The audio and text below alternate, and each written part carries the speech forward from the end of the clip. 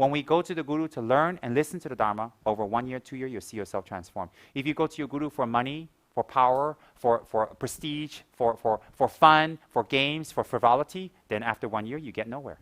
So when a person stays near a Guru, how much they transform, you will see is the motivation of why they're near the Guru.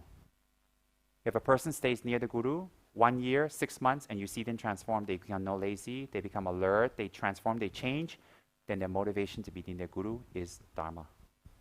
If a person stays near the Guru and is very close, they don't transform, they don't change, they get lazier, they take advantage, they're parasites, then they're using the Guru. So how they stay near the Guru shows you their motivation.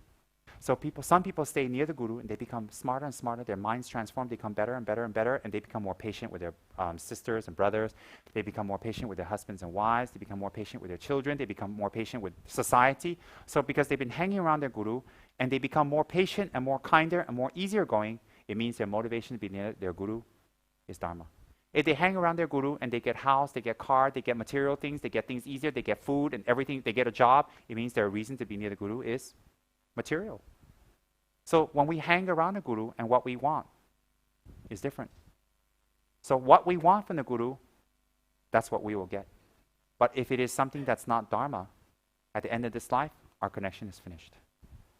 We don't get anywhere. So we can observe the people. Why? If it's the Guru, then everybody around him has to be stupid. If it's the Guru, then everybody around him has to be enlightened. So if you blame the Guru, and it's his fault that certain students are like this, like this, like this, and like this, then all the students must be exactly the same. If it's not the Guru's fault, then therefore you see differences in students. Why? Some are advanced, some are changing, some are more dedicated, some are more sacrificial, some are lazier, some are users, some don't want to do anything, some just hang around and have fun. Why? If there's a difference in the students, that means it's not the Guru, it is the student's motivation. If there is no difference in the student, all are stupid, and the Guru is there, then it's the Guru's fault. So we can use logic to check each person who hangs around and stays near the Guru and how they transform. Very, very simple. So why do we hang around the Guru? To receive the Dharma. So if the Guru is giving you Dharma and you feel sleepy, you feel bored, you don't feel excited, you don't want to learn, you're not near your Guru for the Dharma. You're near for other reasons.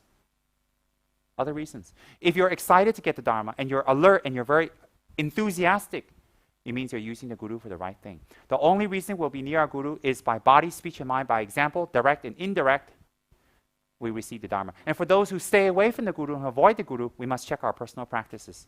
Are we gaining attainments? Are we getting better?